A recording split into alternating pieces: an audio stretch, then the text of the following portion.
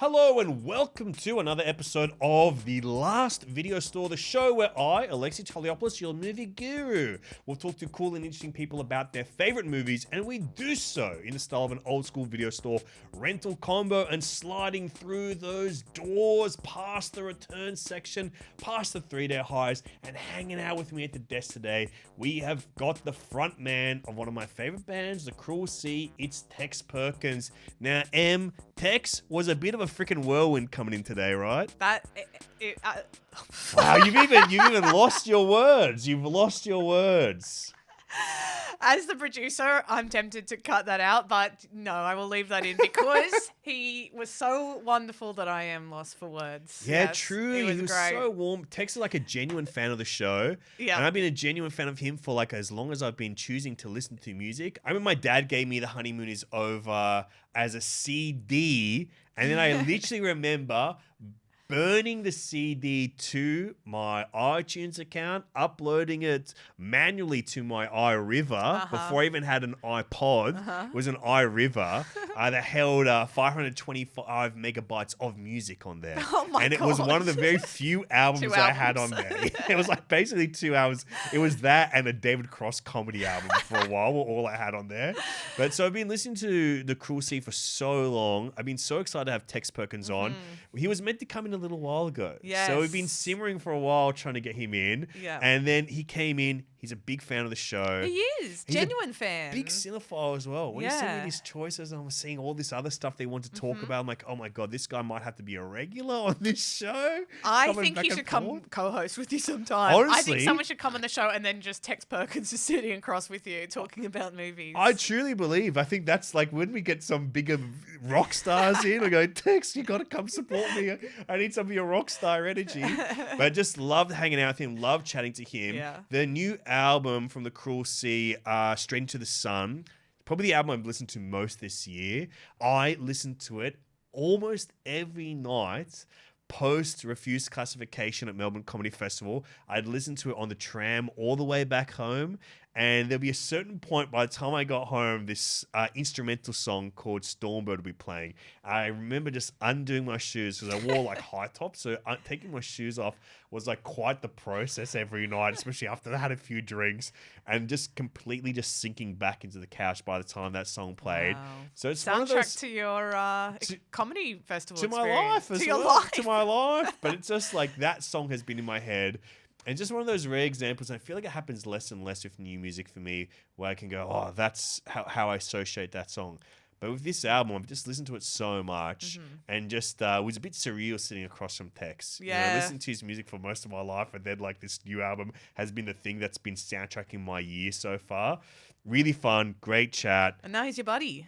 I know. I think we're friends. I think I so. think by the end of this, you go, oh, wow, Tex and Lex, what a pair. I know. He wants to watch a movie with you. I think you're going to get a knock at your door and he's And going to if be you holding look a at- bucket of popcorn and a DVD. If you go on the Last Video Store Batuta Instagram page and see the episode art for this episode, let it be known you might not be able to tell it in the photograph. I am sitting on his lap during this. Per his request. Yeah, he did say sit on my lap. He's a little bit taller than me, so it was possible for it to happen. But as a 34-year-old man, I sat on Tex Perkins' lap and took a photo like he was my Santa Claus for the day. But this episode rocks. It's so fun talking to him about movies. He's got great taste. He's a DVD collector himself, as you'll find out. This was so much fun. They're touring the album currently as we're recording this, Straight Into the Sun. They're about to wrap it up, but they're going to do another tour soon. So as this episode is coming out, I think the tour will be kicking off. Go into the show notes, click on through, pick up tickets, go see them. I too will be there. So if you see me in the audience, come say hi, give me a couple of movies you like, I'll give you a recommendation. I'll be there in the crowd, come up to me and give you a recommendation. Will you come with me? Yeah, I'll come. And I hope that Tex pulls you up on the stage like he's Bruce Springsteen and you're Courtney Cox and you do a dance together. Okay, now that I will love. I'll be melting straight into the stage. But let's get straight into our chat with Tex Perkins.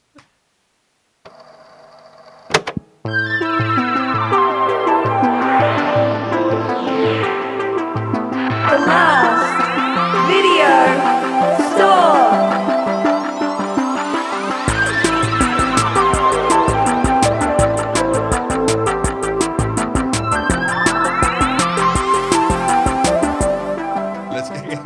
We'll get straight We're into it already then. nerding out. We're already nerding out. I mean, that's a good sign. It's Tex and Lex on the show today, and I'm so excited to get you in, man. This has been a long time coming. Oh, In for more ways than one, but I've been so excited to have you in. I have been listening to Straight Into the Sun for months now, and I was listening to it almost every night when I was coming home from Melbourne Comedy Festival. And it'd be a certain point every time I get home, the point where I was like unwinding for the evening, taking my shoes off, getting settled, Stormbird would be playing. So whenever I hear about that, I go, I feel more relaxed than I've ever felt in my life. So I've got a very special connection to this new fantastic. album of yours. Fantastic. Yeah. Can I ask you, I've been dying to get you in here because my partner's favorite movie is Empire Records. And one of the very first things that you hear at Empire Records is The Honeymoon Is Over. Do you have any connection to this film anymore? I mean, it's 20 years later or something now. Well, yeah, it was in the 90s, right? Mm-hmm. I think we just, like, sync, they're called sync requests, for your music to be used in television, ads, movies, whatever. And it's usually based on, how much? It's usually, and we went, yep. A big Hollywood movie, I guess you're going to say yes to that one, right? Well, it was a decent paycheck. So, but yeah, it technically isn't The Honeymoon Is Over. It's the music and it's my vocalization. There's this, instead of a guitar solo on that song, there's this me going, ma, and they kept that in, but no other aspects of the lyrics, which is fine, which is it suits the music, it suits the movie beautifully, but I've only watched the credits. So how are you to know if it's just the movie beautifully? You're never to know. Look, it's yet another thing I've got to get around to doing. Well, you've got wonderful taste in movies. I'm sure to get to you one day. But I've been so excited to get you on the show, Tex. Like, when I saw your little previews come through of what you were going to pick up, I've been dying to get into it. So I reckon, should we just dive straight in? I think so. I want to ask you as well. You're a new member here at the video store. What were the Look videos? at this Look at this. We've got thousands and thousands, and hundreds this of takes thousands. me back. Movies. Where does it take you back to?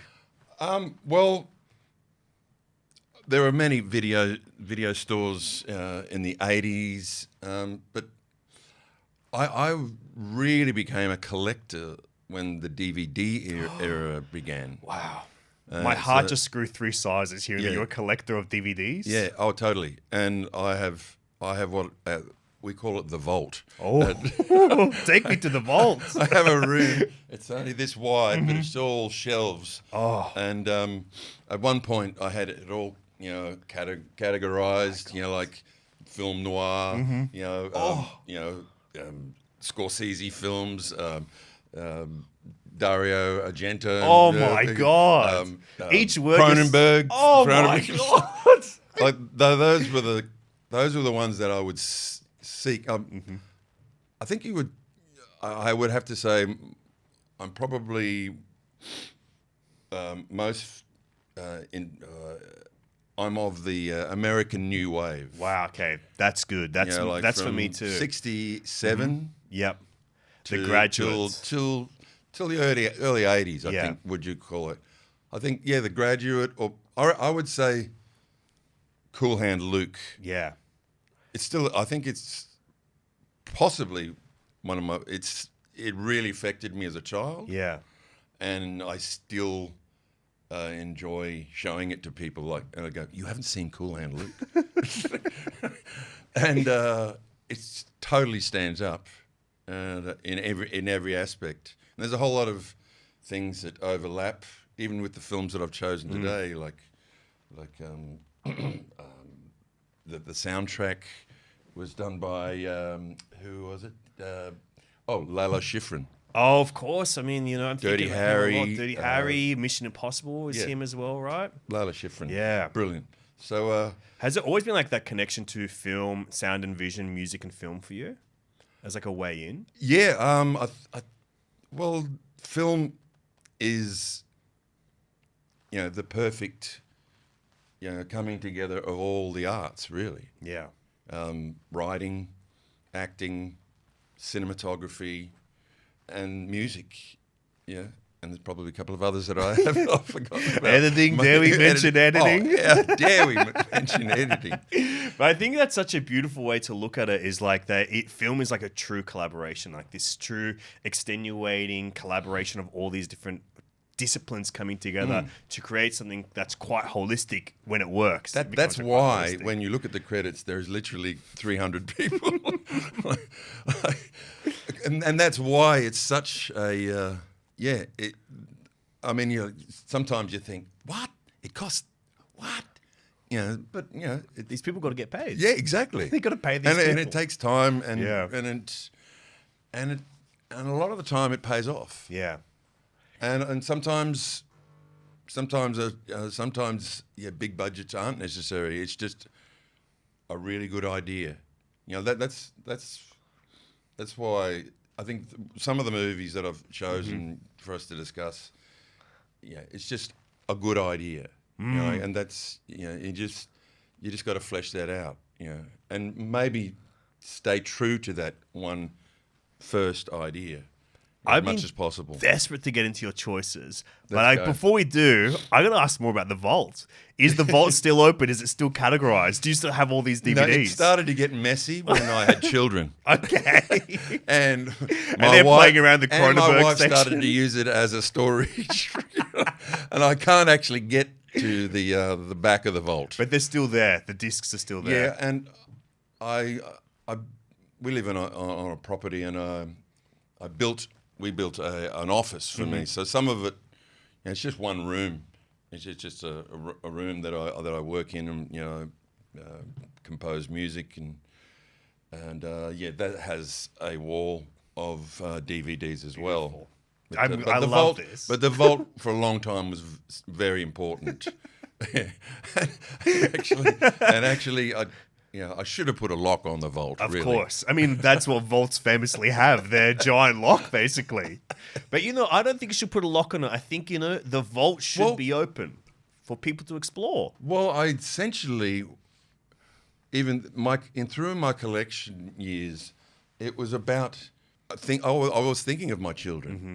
Yeah, curating. Like this is, they'll...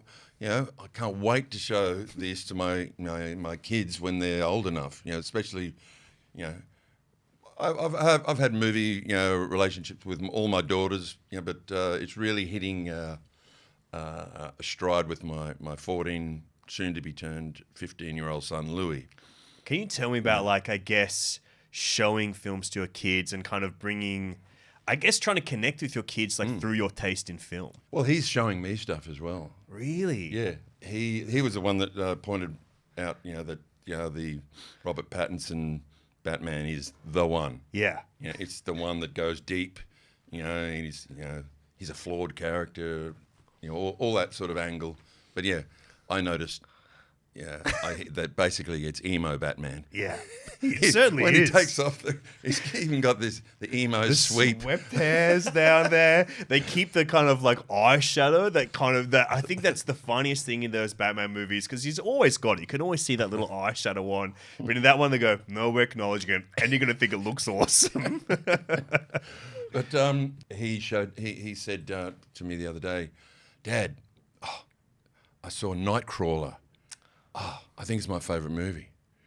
Oh my God, your kid's got taste. I know. This kid's got taste. I know, and I haven't got around to seeing that, but I think you will like it. It's like a complicated, dark character study. I think it is very much in the same school as the American New Wave films that you're talking about, of those character studies about flawed people. Not even flawed people. This guy is awful. He's not just flawed. The guy it's based on is awful. Yeah. But I think it's like that kind of school of filmmaking, but through a more modern perspective, a more modern lens, and to a degree more modern tastes as well. Yeah. I think you'll get a lot out of it. And your kid's cool, man. Yeah, we watched, I showed him A Clockwork Orange a few months back. Did you prop his eyes open? Well... Strap in, open. Strap in, open up, mate. The only way to receive this movie. But then I showed him a movie called which I really love, called The Grey. You know Oh, The Grey? with Liam Neeson. Liam Liam Neeson. Neeson and a bunch of wolves. Yeah. He loved that. And I loved it again, you know.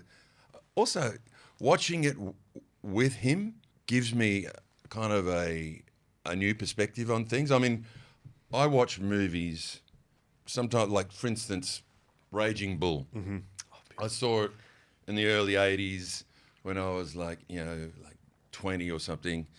And like just thought, oh, cool, Robert De Niro and Scorsese, cool movie. And then I watched about 5 years later, and I was absolutely appalled. Yeah. It was just like, oh, this is horrible. Yeah. Like, and it was really, and I didn't enjoy it. Then I left it for another 10 years, and I watched it, and then I just kind of saw it as a little bit more removed, and saw it as cinema, Yeah. and just. You know what I mean? And This is so funny. sort of I know loved it again. exactly what you mean, because that is a film that I've gone on that exact same journey with. I saw it when I was a teenager, and just impressed by the technicality, that performance, like the idea that he put on all this weight to play that character. And then I remember seeing it years later and going like, oh, this is horrifying. Like this character's so awful. It's such a disgusting misogynist. And also I became obsessed that this is the worst guy ever. And what does he do? He chooses to become a comedian. The worst comedian. The worst comedian in history, I think. And then you go, and then I've gone on the journey of watching again and just going like, oh, this is such a deep, soulful movie. And it's just like Scorsese cinema to it. Like, I love that whole section in the middle that's like the home videos and stuff. I think it's just so beautiful, that film. But yeah, I going back to time gives me different perspective on the same movie. Like because I'm a different person. It's true. You know, you watch it as a teenager, and then you watch it, in your 50s, and you see a different movie. Yeah. But yeah, watching movies with my son, like I showed him No Country for Old Men, and even though he dug it, he had problems with it. Yeah. You know, he wasn't satisfied. You know, like, why didn't we see the death of Josh Brolin? You know? Why did we skip over that? You know, and what was that ending? What was that ending where the old policeman is just sort of talking about a dream he had, and then it just goes, whoop, it's over. So and I said to him, well, not every movie has a sort of a neat bow, tied up, and that it's all presented to you on a plate. But but him saying that sort of, I had to agree with him. Yeah, But having said that, I still love the movie, but I can, watching movies with him gives me, this new perspective. It's like watching a movie with two sets of eyes. And very rare to be able to do that. That's the only way you can do it, is to watch a movie with your progeny as well. Well, Tex, let's get straight into it. I'm going to send you out into the store, peruse the shelves, come back with your picks, have a wander. We've got a little vaulted section for you to take you back in time as well, take you back to your greatest memories of your DVD collection. And we'll come back, we'll talk about a new release film, 2 all-time favorites. And then I'm going to try and give you a recommendation. I'll do my best, but I know you're very good at that. I've seen this. We'll I've seen this show. Now I feel like I'm going to let you down. Now that you're saying that, we'll see how we go. But let's get straight. It's going to be hard work, so I might have to take my jacket off. We might have to. The air conditioning is working extra hard in the studio today. New release. All right, you've got a beautiful new release film here from director Robert Eggers. This is a remake of one of the most significant movies in the history of cinema. This is Nosferatu from Robert Eggers. Horror. People know the story of Nosferatu. If you don't, it's Dracula with different names and a different country. That's what I love about this whole thing. It's a rip-off of Dracula. And F.W. Murnau. Yeah, F.W. Murnau. Wanted to make Dracula, but didn't want to. Did not get the rights. The widow of Bram Stoker was still alive. Yeah. And so to get around it, he just changed it to Count Orlok and call it Nosferatu, and changed the look of of the vampire, which I think were all, even though it was kind of a sneaky move, probably motivated by a sneaky move, but it's created this other really worthy. I actually prefer the Dracula story told through the Nosferatu, because the Dracula is often portrayed as this suave, sexual sort of come to me, like as a desirable, but like and he can sort of mix in society, sort of. But not Nosferatu cannot. He's an absolute creature. Yeah, and he sneaks around in the shadows, and he uses anytime he interacts, like with Jonathan Harker, he's totally sort of hypnotizing him all the time, and like Harker's just horrified by his I think Harker's the only person that really sees what he is. Yeah, can witness it. Apart from. Is it Ellie? I can never remember because I Lily Rose Depp. Oh, it is Ellen Hutter. Who is the true star of the movie? This performance is just sensational, right? Because I think that when I think about this new version of Nosferatu, I think what it does best, the movie that reminds me most of is another remake, which is Gus Van Sant's Psycho. Because I think it's this beautiful kind of facsimile where Gus Van Sant's Psycho is a shot-for-shot remake of Alfred Hitchcock's Psycho. A few little differences. The main difference being you see Vince Vaughn jacking off a couple of times. That's like the main different shot is you do see him whacking off. Hitchcock, why didn't you think of that? But then literally, it's in your name. And then I think with Nosferatu, when I was watching this movie, that's what I kept on thinking about. Not Vince Vaughn jacking off, but the rest of that experiment. That what I found so powerful about this was it was Robert Eggers taking his thoughts, feelings, memories of seeing Nosferatu and how it looked and how it felt to him. And Alexei, do you like this movie? Yes, I do. That's my Dracula. Yes. You have awakened me from an eternity of darkness. I start shivering, going, "Oh yes, yes." But yeah, like he's just all the Nosferatus. I mean, I love I don't love Klaus Kinski. I don't think anyone. I do love some of his work though. Yeah, but I love that Werner Herzog remake of Nosferatu as well. Yeah, they're all distinctly different in the even though the same things happen. Yeah, it's essentially the same things happening. I mean, I've seen this story at least 60 different versions of it, But yeah, Kinski's version is sort of. I just saw his face in you then when he did that. Oh my God. But the first one, that is. Oh God, why can't I remember the? Yeah, we know this. It's in our head. Sure, I dare not look it up. Nosferatu is played by Count. So it's Count. Oh no, that's the other. That's Max Schreck. Max Schreck. Yeah, Max Schreck. There we go. See, and that's another crossover detail that I wanted to discuss with you. Yeah. The fact that Willem Dafoe is in this movie, and he is in a movie called Shadow of the Vampire. One of my favorite movies, and an incredible premise. What a for great film idea. ever. The greatest premise of all time to go, what if the original F.W. Murnau Nosferatu was Really wasn't. They got a real vampire to come play it. I think it's just one of the greatest premises of all time. And the perfect person to do it.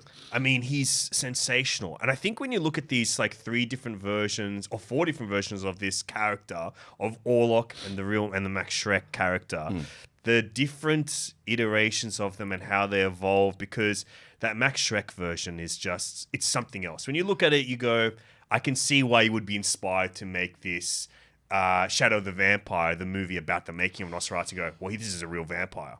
Well, the artistry, the cinematography, and the use of shadows, which, I don't know, is it the birth of film noir? I think it's the birth of German expressionism, at least, which I think Probably then both. evolves into film noir. Absolutely. And I think with that, I love the way you talk about that shadow in the original silent film, because I think that's one of the things that Eggers does best is how do you take those things that scared people shitless in the 1920s and how do you translate that 100 years later to an audience to scare them now? And a lot of that is through that shadow play, the way that shadows transform, and it feels very real, feels very practical. And I saw this movie, the new Nosferatu, opening day, which was New Year's Day. I went to like the most. I did too. Can I ask you? The screening I went to was packed. It wasn't packed. I was in Melbourne. I was in Sydney, and then I went to the local multiplex in Burwood, and I did not anticipate it to be fully packed. Every seat was sold in a big hundreds of seat theater. And I did expect it to be like film nerds because, it seems like a bit of a film cinephile choice to go see Nosferatu.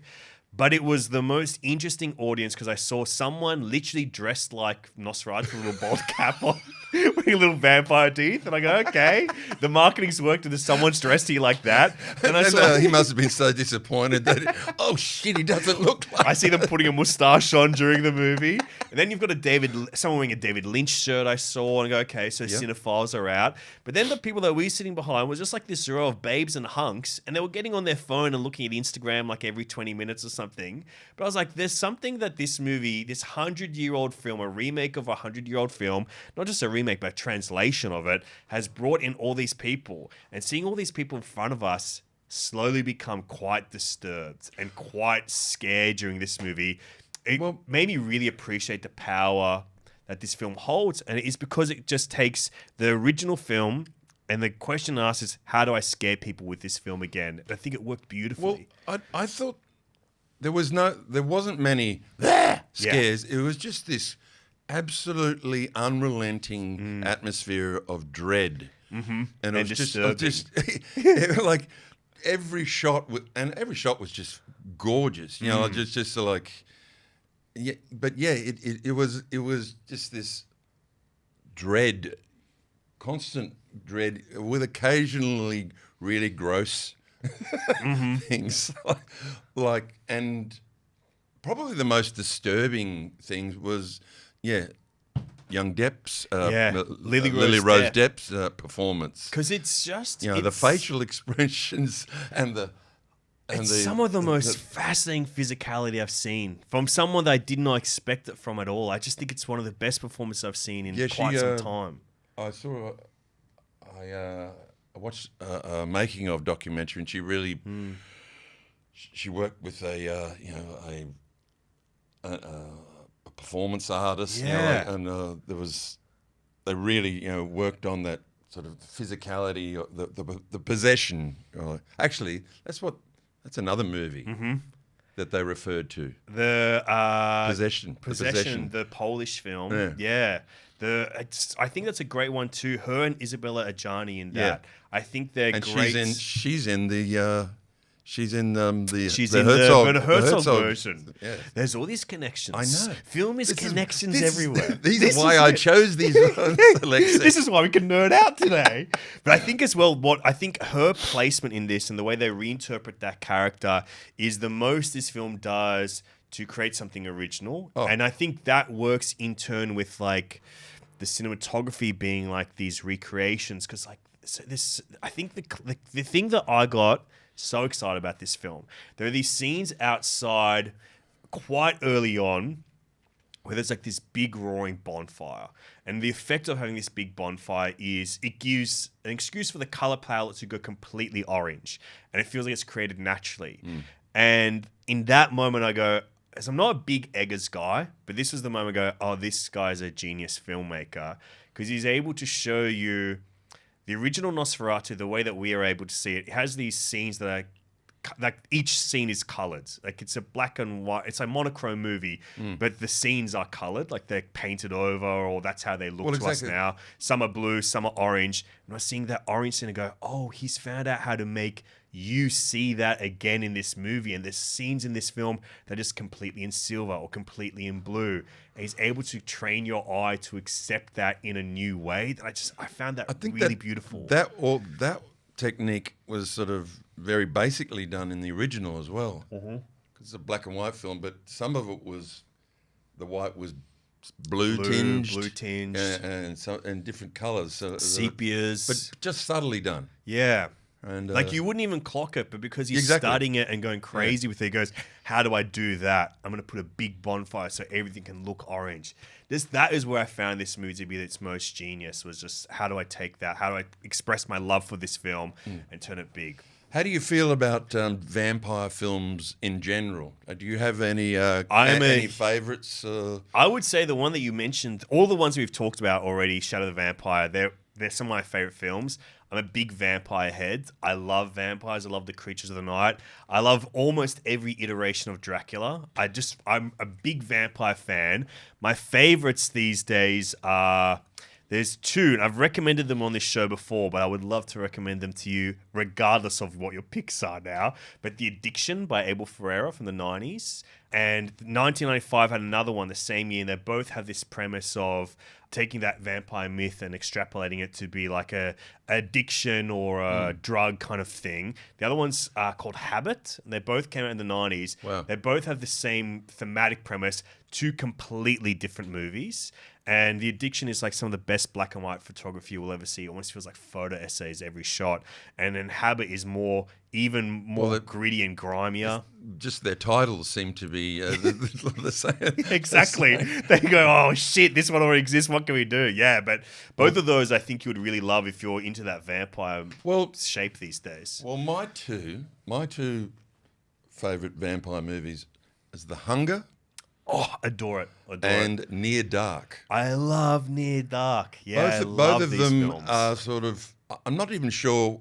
I don't think in The Hunger that they even have fangs. No. They're just people that kill people and drink their blood. Yeah. And there's nothing wrong with that. But, you know, it's both those movies show sort of... You know, how would you actually exist? What would your daily routine be? Yeah. You know, being a vampire, you would go out to nightclubs, pick up young people, take them back for a party at your place, slit their throats and drink their blood, and then have a shower afterwards. Wash the day off here at that point, I guess. And Catherine Deneuve and David Bowie. And Near Dark. Similar idea that, you know, how do vampires, you know, exist in a day-to-day, you know, they go around in a van taped with the windows all taped, and they just sort of, you know, find motels to sort of hide in, and then you know find their victims. But it's such a you know, it's there's not so much of the fantastic. It's very practical sort of, you know, approach to vampirism. That's it. You got to have a practical approach these days. And I love the way they sort of they enjoy their power. There's this scene where they walk into a bar and you know they're full of tough guys and stuff, and you know they lock the door, you know, and the tough guys, you know, who the hell are you? And then they start throwing people around the room, and that's another aspect I love about that. There's I think they put on the jukebox the Cramps, the Cramps Fever, and that's the Cramps is one of my favourite all times bands. But it's such a great scene where they just sort of, you know, like, you don't know who you're fucking with, do you? But The Hunger and Near Dark. Yeah, so you're a vampire head. You're a vampire head. Kinda. I did not get into the whole. I think the whole vampire thing got a bit much. I didn't get into the Twilight, or I didn't get into True Blood. Damn, that was what I was going to recommend you, was the Twilight saga for you to really sink your teeth into it. No, I'll let that slide over me. But. Weekly. Well, Tex, I reckon we should get into some of your weekly choices because I Sure. love talking to you about Nosferatu, but you've got some beautiful weekly picks here. One of them by one, well, the two of the great like masters, I would say, of that 1960s, 70s era of filmmaking. So we talk about one of the greatest westerns of all time, and dare I say, one of the great anti-westerns of all time. That's what they call it, yeah. You've got Robert Altman's McCabe and Mrs. Miller. A gambler and a prostitute become thriving business partners in a remote Old West mining town until a large corporation arrives on the scene. That is, I guess, one way to put on the basis way of what this film is. But this film is so much more than its plot. We've already said it's like an anti-Western. But Yeah. what does this mean to you as a Western, as a genre, and as the kind of a film that I guess turns it all on its head?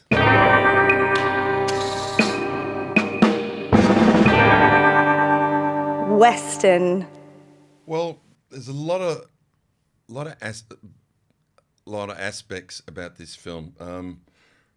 Number one, it's got three Leonard Cohen songs that inhabit the movie and inform the movie so perfectly. Informs the pacing, informs the kind of It's like tone. The Stranger's Song, Sisters of Mercy, and Winter Lady, and they all fit perfectly. And I think Altman said when he was writing it, he had those songs, in his head. So actually, that's how I became aware of this movie. Was First of through all, the well, I had a Cohen friend. connection. Well, I had a friend that used to make me mixtapes, and a lot of times he would have little sections from movies that had like a bit of music or a song, and then there would be dialogue, like there's a song from in the Heat of the Night, and that would be amongst. But then I heard these kind of Leonard Cohen songs with what it sounded like Warren Beatty mumbling, to himself over the top of it, and I thought, what is this, Yeah. And this is way back in the 80s, sort of like, and then I finally saw it, and I just loved it. There's so many aspects about this movie that are kind of a little bit controversial. A lot of people hated it. I can imagine that A lot of coming out people of the time, hated it at the time. being confronted by how peculiar this film would feel, especially if you're going in anticipating a Western with big movie stars. It's got Warren Beatty, Julie Christie in it, and then be confronted by this thing that's so not a Western But also the style of dialogue, particularly that is, overlapping. Kind of, which Quentin Tarantino has a big problem with this movie because of that, because he's such a dialogue guy. Like every line is important. yeah. There's these scenes where you're like, there's about 10 people talking, and you're not necessarily supposed to hear exactly what they're saying, but you hear what you need to hear. Yeah. So I think a lot of people had a problem with that sort of. I think that became more and more common. It became Altman's thing as well. I mean, but this I is think the Coppola film. used it in The Godfather. There'd be scenes where everyone's talking, over the top of each other, but you don't need to hear every single line. No. You get to get this vibe, and like significant lines and words come through. You don't. But like some people just couldn't get. Oh, it's so messy. Everyone's talking at once. What's going on? But that's that. I think that was one of the earliest examples of that style, which sort of became more common during the 70s in that new new wave American, especially the sort of Coppola's films. The Conversation is a bit like that, even though it's about sound. It's It's about very listening. much about sound and listening to conversations. but it's about sort of like blah, blah, blah, blah, but and then honing in on certain things. But also the other aspect of it is the look of the film. Yeah. And it's shot by Vilmos Zsigmond, who's Vilmos one of the Zsigmond. great great cinematographers. The Deer Hunter, Close Encounters, Blowout, The Long Goodbye, Deliverance. So a few other connections to stuff we've been talking about. Indeed. But what I think when I watched this film, because I hadn't seen this film for like 20 years. I saw it when I was worked at a video store. It was like a great discovery for me because we had it it wasn't in our Western section, it was in our art house section. Oh. And there was something about that to go, oh, I got to check this one out. I remember watching it and it just truly, I felt like I must have been like a guy from the 70s watching this because I was like, oh, this is not at all what I anticipated. I jutted up against it, but then because of the length and the pacing, and because of those Coen songs probably informing that pacing, you kind of like seep into it. And this film really got to me. And then watching it again 2 decades later, it's that cinematography because no film looks like this. No film looks like this. There's grains in this film that are so big, they're like the size of a fucking ute when you're watching it on a big screen. But it's like, looks marvelous, like painting. It looks like a painting, you know? They exposed the film slightly. There was this, I think it's called flashing. You know, can you explain this better than I can? I don't know if I can. I want to hear you explain it. I know. I watched a documentary on it, and Vilmore talked about it. They exposed the film slightly so that it had this kind of slightly aged look about it. I mean, it's and also there's many of the interior scenes, I think, are literally lit by lamps and candles. Yeah. You know, which just gives it this, ironically, even though it's sort of all set in an incredibly cold, wet, horrible, like cold and wet environment, there's a warmth about it. Yeah, absolutely. And especially when you see those scenes in the snow, like the way that this film has its climax in the snow, you feel that bitterness, you feel that cold, you feel that kind of mucky type snow as well. And talking about that final scene, I think that's truly where the anti-Western aspect comes into it, because it's not a, draw, out into the main street. It's this sneaking around, and most of the shots are people shooting each other in the back. Yeah. So it's not sort of... There's no heroes. There's no honourable sort of shootouts. Warren Beatty's just waiting for the guy to walk through the door and, shoots him in the back, and so it's a very sort of, morally... I mean, it's all he can do, really. The killers have been, sent. But yeah, again, it plays totally against that... I'll see you outside at sundown sort of thing. Exactly. And Beatty is such an interesting role here because when I see him in this role, I think it's one of the films that understands him the most, which is what are the likable qualities of Warren Beatty and what are the unlikable qualities of Warren Beatty. And there's there's a warmth to him, the way he plays this character, but then it reveals like the coldness of behind the persona of Warren Beatty. There's something about that I think works so well in this, where I could almost see this being like a Chevy Chase could play this character. There's something about like the way that he interacts with people, and then the way that you hear him like in the film, you see him overhear someone say something, or he picks up something the way that someone says something in a conversation to him, and then he parrots it incorrectly to someone in the next conversation he has. And there's something about that where you just go, oh, this is such an elegant way to experience who this type of person is. Yeah. Also, when he enters the town, and that's another great aspect, it's literally they built this town, and this movie is about the building of this town, and they literally build the town during the movie. They would have much less success when Robert Altman tried that again with Popeye about a decade later. But like when he turns up, he's like, "Oh, who's this cool guy?" And and it's Warren Beatty, incredibly handsome, charismatic individual, and that's what he's supposed to be when he first turns up. And they're going, "Oh, yeah." They're all thinking, "Oh."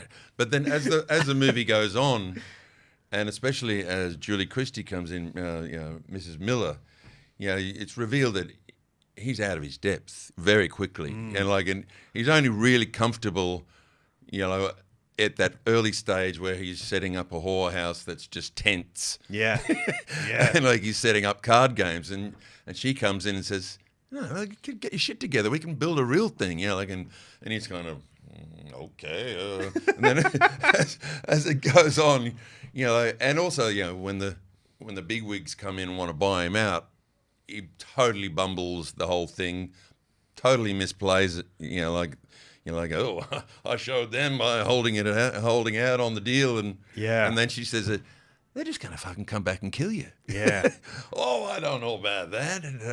It's that's the And then character. by the end of the He's movie, so sure of it all. And by the end, Yeah. where the killer, he goes into the bar, and the killer is just already there telling a story, and Beatty walks into the room, and the killer says, "I'll be with you in a minute." And then, and then, by then, Warren Beatty's just this sort of figure. He's completely sort of, transformed from this cool entity that comes into town to this. With his big, beautiful fur coat. The fur coat is, it's almost ridiculous, but it's so, obviously that's what you got to wear in those conditions. To survive out there, but it works so great for that character. I'm so glad you picked this film up. This is one of those video store memories for me, was discovering this film.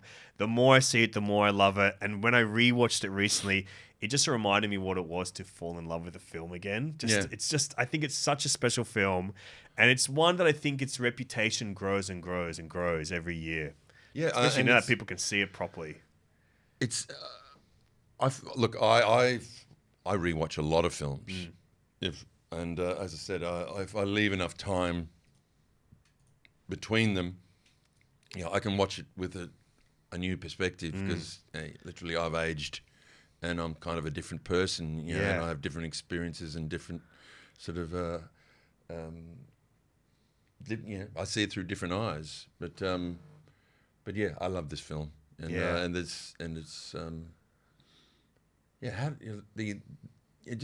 ending. I don't know also that's also the technique. I watched Vilmore talk about it. They stopped that flashing technique, that sort of age technique. That's started in it. If you notice, it gets sharper. They stopped using that effect towards the end, and right at the end, where there's this shot of Julie Christie in the opium den just smoking, and it goes into this really, really tight shot, and it's just, it's crystal clear. Yeah. And then there's, I don't know, I think it pours on this some kind of decorative, marble or something. But yeah, again, not a happy ending. No.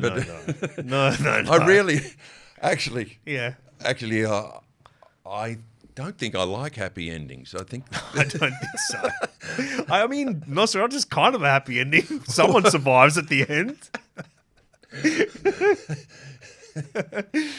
Well, let's get on to your final choice. You've got here, this is a movie that I would say I had not seen until you recommended it to me. This is a John Borman, World War II, another kind of anti-genre film, because it kind of fits into that World War II genre, but in a very different way. This is one of the true two-hander films. This is Hell in the Pacific.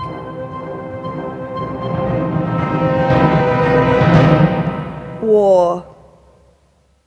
During World War II, a shot-down American pilot and a marooned Japanese Navy captain find themselves stranded on the small uninhabited island in the Pacific Ocean. And the easiest thing to say about this film is they got the two best possible actors to anchor and untether this film in the exact right way at each turn. You've got Lee Marvin as the American, you've got Toshiro Mifune as the Japanese. And there's something about those two together because they represent the same thing. They're perfect. Perfect. There's no dominant one. Even though they dominate each other during the film. They take it in turns almost. Like it is the push and the pull of these two giant entities, these two personas of America and Japan, movie masculine filmmaking together. made by, you know, one of the true, like, you know, great lunatics of cinema, John Boorman, Do you as think well. what do you know about his Well, I think that lunacy? I only know him from his movies, and I think he's made some absolute my favorite films. Point Blank? Point Blank, Deliverance, Excalibur. Excalibur is crazy as well. But then Zardoz, the Sean Connery bikini nappy movie, and then also one of I think the most fascinating.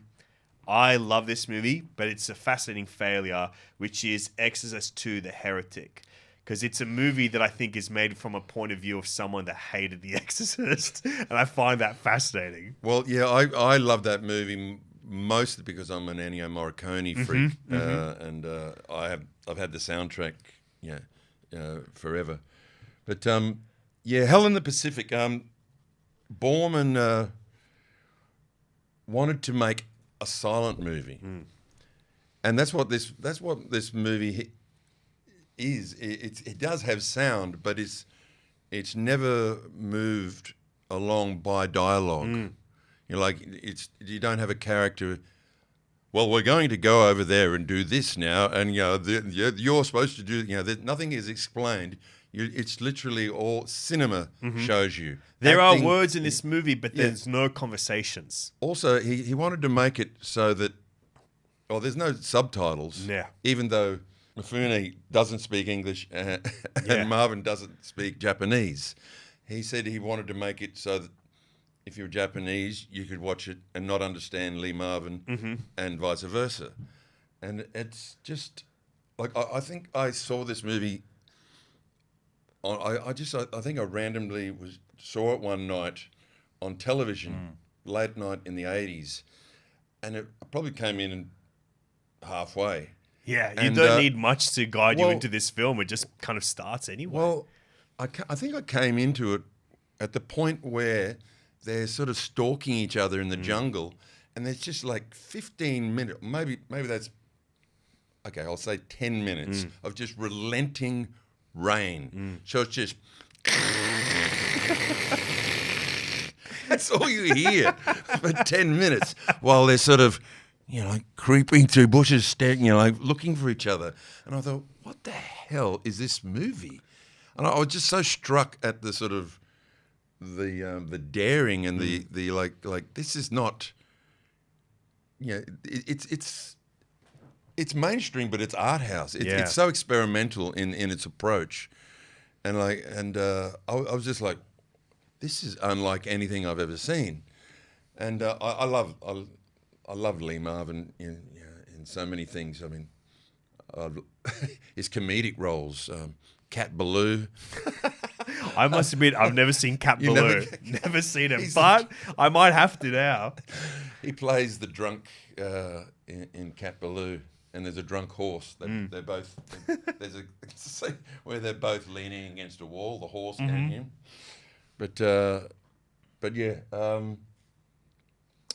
Also, yeah. Okay. So for the viewers, like the idea is two enemies alone on an island. You know, they still think. I think the war's over by certainly by the end of the movie. Yeah. But so there's this, you know, would you call it cat and mouse? And I think it's cat and cat. Yeah, I think it's a great way to dog put and it. dog. Dog and dog, cat and cat. But yeah, they take turns at capturing each other and kind of not torturing each other, but sort of dominating each other and tying each other up and there's but then eventually they see the futility of it all. Yeah. And then they realise we're going to die on this island if we don't Team have, up. have some kind of of truce, they get a truce. They build a raft, and then, by the way, it's all of it is shot so beautifully. Yeah, every shot is like, wow, look at that. Wow, look at that. Shot by one of the great cinematographers of all time, Conrad Hall. Conrad Hall, of course. Butch Cassidy and the Sundance Kid, American Beauty, Road to Perdition. One of your favorite movies, Cool Hand Luke, Marathon Man, In Cold Blood, Wow, Fat City. God, some of the freaking best movies of all time. Searching for Bobby Fischer. could keep going on and on with some of the best He movies shot of all in time. cold blood. He shot in cold blood. One of the most, I think, one of the most specifically shot films of all time, In Cold Blood. But he's a true master. And I think the way here, because this film is just a film that lives in simplistic, elegant symbolism that it's one you're not even aware of, but it's still the way that it communicates to you. So another controversial aspect of this movie is there's two endings. I didn't know there were two endings. Okay. I don't know what ending you've seen, but the ending I've seen... Does it change every time you watch it? Well, no, they literally... It's one of those studio... changed it. So they leave the island and they go to another island, and then they start... It's a bombed out island where a battle has taken place, and there's the sort of remnants of... these kind of hollowed out buildings. Well, but there's also sort of, cultural elements like magazines and and bits and pieces left over. It's been abandoned, everyone's gone, but now that they're back away from their little island and they're presented with evidence of the war and especially the ending of the war. I think is reading a Life magazine. It's showing shots of pictures of Hiroshima and things like that, and he's become anyway. There's this. They fall back into being enemies. In Borman's original ending, they sort of they started to enjoy their company, each other's company, and respect each other because of what they've done. But then they fall back into their old roles, and then Borman's ending is they decided to just walk away from each other. Yeah. And the studio decided, nah. in the first movie, in the original, the one that I first saw, and I think it's the one that still exists. They're having a drink, and then they start sort of firing up against each other, and Lee Marvin kicks over the campfire, and then suddenly, kaboom! A random bomb gets dropped on the building, and that's it. They're blown to pieces, and then it's just this shot of devastation, and then the end. But that was the studio's choice. Wow. Somehow it's bleakest ending ever from a studio going, I know. You know what, you could do this. Rather than, it's usually, can't they be friends? Can't they walk away as friends? No, we're just going to boom, bang, it's over. Annihilation. Have you ever seen the kind of sneaky science fiction reimagining of this film? Enemy Mine. Enemy Mine. I think when I was watching this, I go, I swear I've seen this before. And then I remembered, oh my God, this is Enemy Mine, a movie I'd forgotten about completely. Yeah. Where it's Dennis Quaid and Lou Gossett Jr. as an alien have the same kind of thing, but then it kind of becomes a romantic. There's a romantic aspect Really? to it. Well, they kind of have a child together. What? Yeah, that's how these aliens mate. Is that they meet they someone, have they to form a shake hands bond, and then boom, they bang. do. They grow an alien baby with inside them. I think this would be one of the great double bills to close out Enemy Mine, starting out in the Pacific, and then do the Lee alternate Marvin ending. pregnant. Because that's what you want to get. You want to get to the point where your dreams become those two movies merged. Well, that's what they say AI will be. That's what you will be. When apparently we're not that far. You'll write in. I want a movie set in World War One. I want Scarlett Johansson. And, I want Lucas and Judith to be an alien. I want that's Humphrey pregnant. Bogart and Scarlett Johansson in the same movie. And I want all these elements. Bing, bang, bong, bong, bang, bang, shap. Wow. There it is. I'll put that in your recommendations for you at the end of the day. I'll pop that one in for you too. No, but apparently that's where AI is headed. You will be able to construct these, impossible movies. I'll You know, show like you with some the- good AI stuff after this because it's my new obsession is finding out who's making these and why. I'm getting some really interesting whack things in AI. I saw. Have you come across the fake AI Dracula starring Keanu Reeves? Okay, you got to show me that. Oh, it's just when We'll I was find doing it. a bit of research for this for Nosferatu, that there was like Dracula starring Keanu Reeves. I'm like, what? Well, I mean, like And that then, exists. and then I but had a not as closer look, Dracula. and I went, wait a minute. And it's just somebody. It's not a movie. It's just sort of like trailers. And yeah, it's Oh, Keanu yeah. Reeves. Keanu Reeves as Dracula. There's a lot of things like that. Like there's some. I got my hair cut recently. My hairdresser goes, "Oh, have you seen the trailer for this movie?" And I looked at it, and go, "This is AI. I think it was like a sequel to When Harry Met Sally or something. It was a Pretty Woman sequel." She goes, "They're doing a sequel to Pretty Woman," and I watched it. Go, "This is none of these people look real. Don't even look like Julia Roberts half the time in these images. What's it called? Used to be Pretty Woman.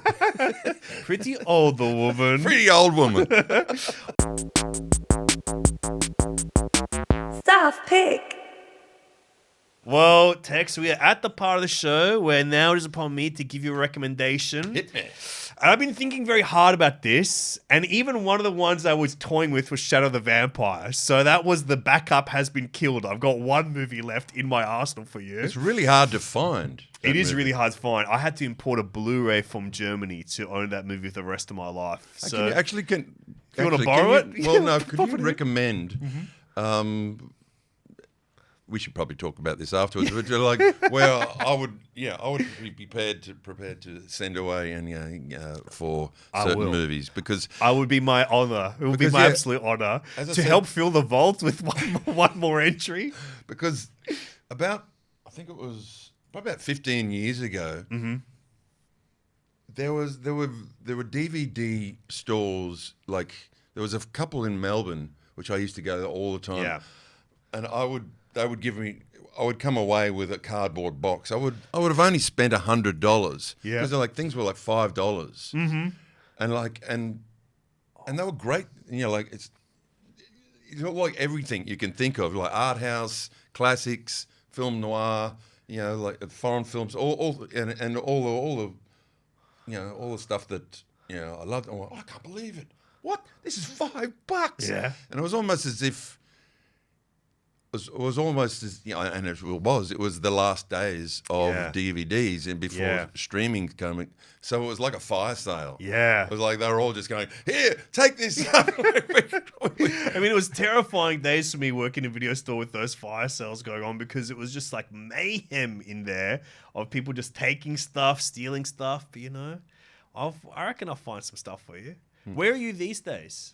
In northern New South Wales, but I spend an equal amount of time in Melbourne. I reckon there's some good places in Melbourne we can go. I'll give you some recommendations, but I'll send them to Is you. there I'll one get here them in your way. Sydney? Yeah, there's a few here in Sydney. There's Tidal in Surrey Hills on Crown Street, and that's got some good stuff, but it's a bit expensive. Like I would say, Well, there was two. There was Dirt Cheap Discs, and there was this other one, which there was Dirt Cheap Discs where I could come away with a cardboard box full and spend $100, and then there was this other place where there was where I would get my really rare Dario Argento movies, and they'd oh, this is $30. It's worth it. I get yeah. yeah. And, I would say the Dario Argento and the Giallo, that's where most of the expensive stuff is these days. Because I saw there, what was it? 3 Flies on Grey Velvet. They did a new 4K restoration on that. And even opera, they were selling opera for an unbelievable amount of money because there's all these fans that are clamoring for all the Argento, all that Giallo stuff is right where you can get them. You can get them where it hurts, Bill Wyman did the soundtrack to opera Yeah. with Brian Eno's brother Roger Eno. Oh shit! Oh my god! I know. Sorry. I think you got to take the job on the other side of this desk and start doing mine. I got a lot of nerd stuff Oh up my here too, god! buddy. I just felt like something happened to the atmosphere in here when you said that. I go, No, oh but- my god, my title's been stripped from me. Oh my But god! no, the big one of Argento's is Suspiria. Of course, you It's- can't beat Suspiria. It's everything. It's it's the pinnacle of all his ideas, and it's got that soundtrack by Goblin. I love that Goblin soundtrack. Goblin did two. They did Deep Red as well. Yeah. They did a few other soundtracks too. Actually, we got to do a second show. I think you got to come back. I think you might have to co-host with me sometime. There's so much I want to talk about Australian cinema that we didn't have a chance. Yeah, see, this is one, but many of our meetings, I believe. Who's your favourite two directors at the moment? At the moment, because Yeah. it's a great way to ask the question because it changes. Yeah, Um, operating now, still Operating yeah. now? Oof. Fuck. Okay, who are making new stuff now? Oh, well, one of them will be someone I recommend you has made the movie. One of them. But then, I just saw on the vampire path, I did just see Sinners, the new Ryan Coogler film. And I think I just loved that. Thought that was fantastic. And I think he's the person that's doing blockbuster films in a way that I find interesting. Started with like Creed, because I'm a big Rocky guy. Found Creed to be spectacular as far as like that modern blockbuster kind of goes. And then he did Black Panther, which I thought is the best of that kind of film by far. Like by far. And then Sinners, I thought was something entirely different, which is like this melding of musical, African black culture, and then also really thoughtful take on vampire art in a nuanced way, and just felt like so energetic, so beautiful. So at the moment, he's who I'm keeping in my mind a lot. And I didn't expect it because I really liked those other films, but then I just hadn't really thought about him. Then this new movie came out. I've been thinking about him a lot. But then, my classics are always going to be like Spike Lee. Like, I'll always go back to Spike Lee. I'll watch his movies all the time. Yeah. But, yeah, I don't know. It's always hard to say. But I guess right now, one of them has a new movie that at Sydney Film Festival I'm really excited about. But I might give you a recommendation because this will be an answer to that question in some way. Because I want to give you I was looking at your choices, and one thing that really struck me about Nosferatu, McCabe Mrs. Miller, and Hell in the Pacific is like this idea of period, like these things that look at period in a different way and that use period details to enhance the story, to enhance the immersion, like that kind of verisimilitude of like being really immersive authenticity. I mean, less so much in Hell in the Pacific because that's like the period immersion is created by these two Titanic actors going up against each other. But in McCabe and Mrs. Miller, Nosferatu has these two things. I want to give you something. I was either looking for something in horror or something in Western. And I started remembering this is kind of another film that I would consider an anti-Western from 2019. I don't think it ever got any kind of proper release in Australia. But it's a movie by Kelly Reichardt, one of my favorite filmmakers, called First Cow.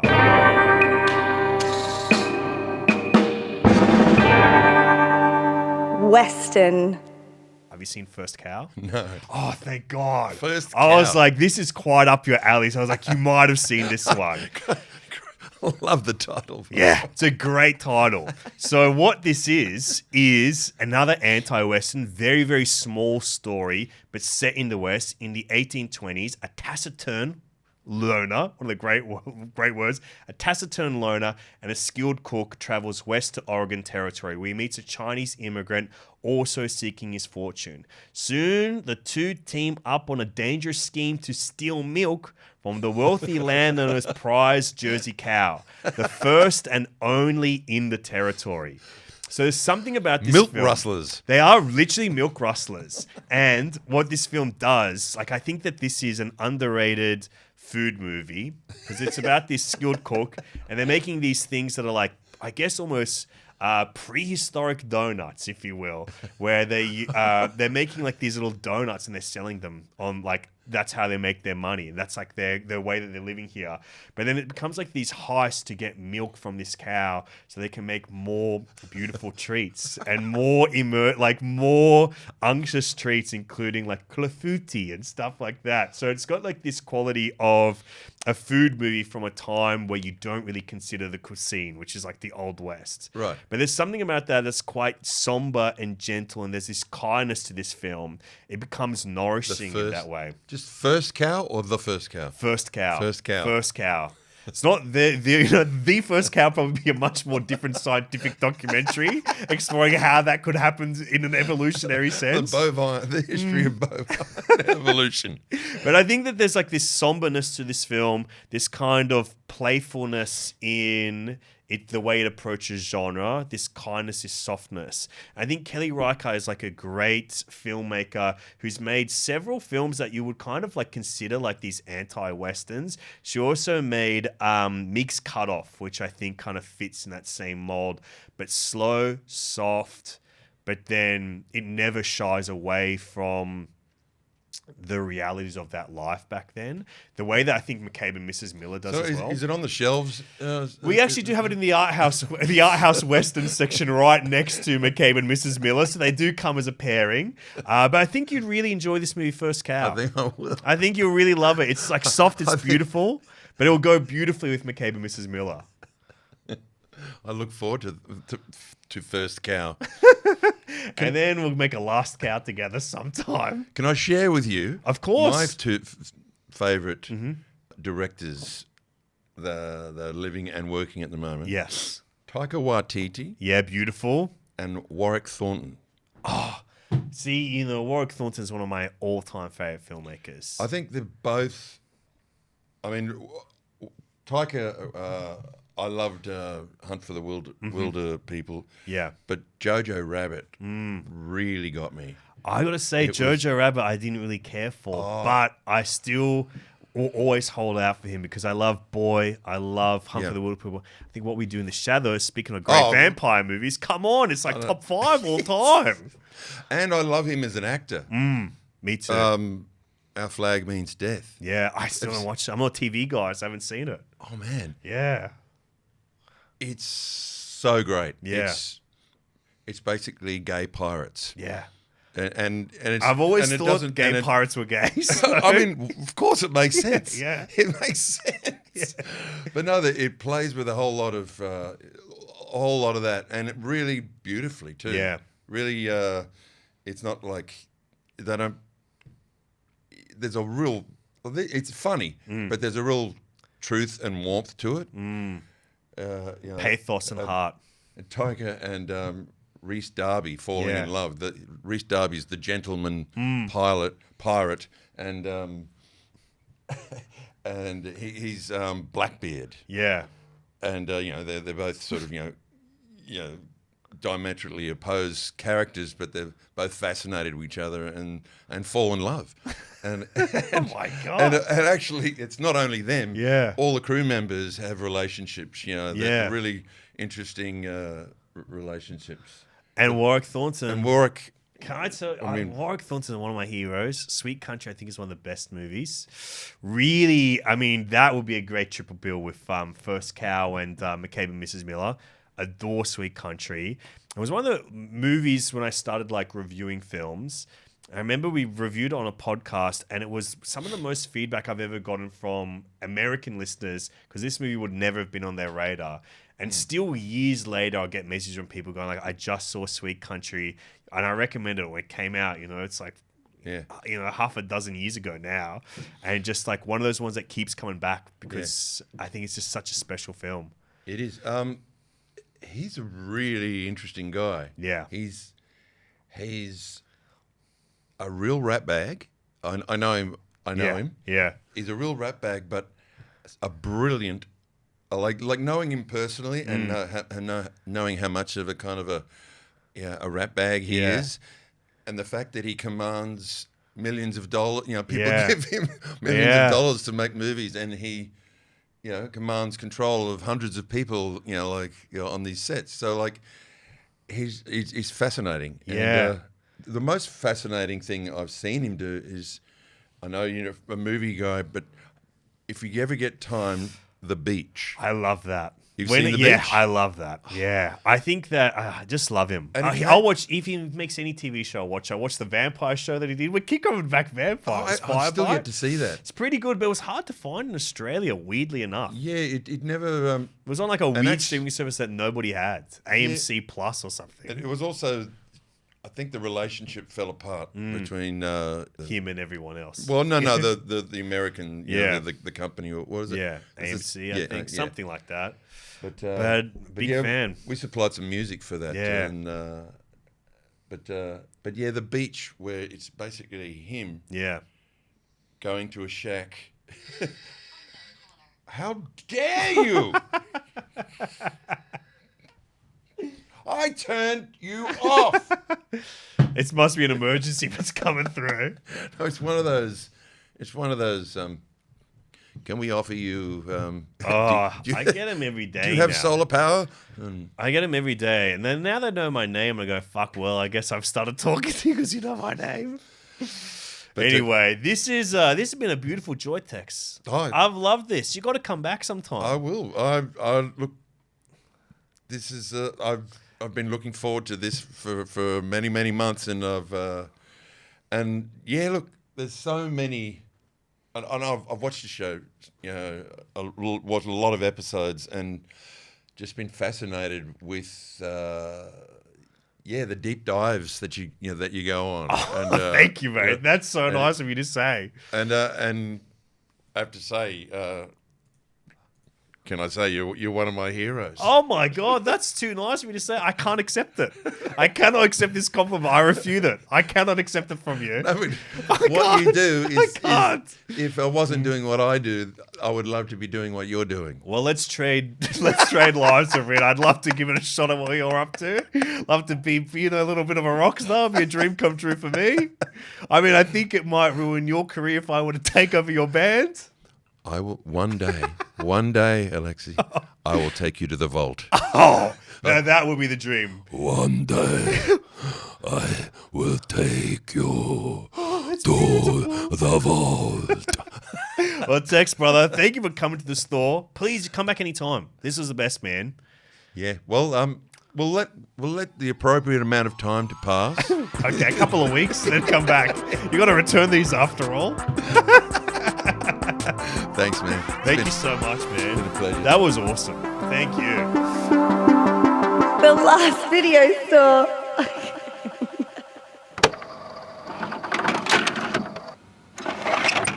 So that was our lovely chat with Tex Perkins, a true cinephile, a deep lover of cinema, the owner of the vault filled with DVDs. He picked up Nosferatu, he picked up McCabe Mrs. Miller, one of the most beautiful movies, Hell in the Pacific, and I bestowed upon him the recommendation of First Cow. And if you have not seen this movie, you will love First Cow as I well. haven't, and I'm so adding it to my letterbox right now. It looks awesome. It's beautiful. It just kind of snuck through because it was closing night of Melbourne International Film Festival, but it was an online year because of the coronavirus. Heard of it? Yes. Famously, the coronavirus stopped people from being able to see movies at festivals. So I watched it for the first time as maybe it was opening night or closing night film, something at Melbourne Film Festival.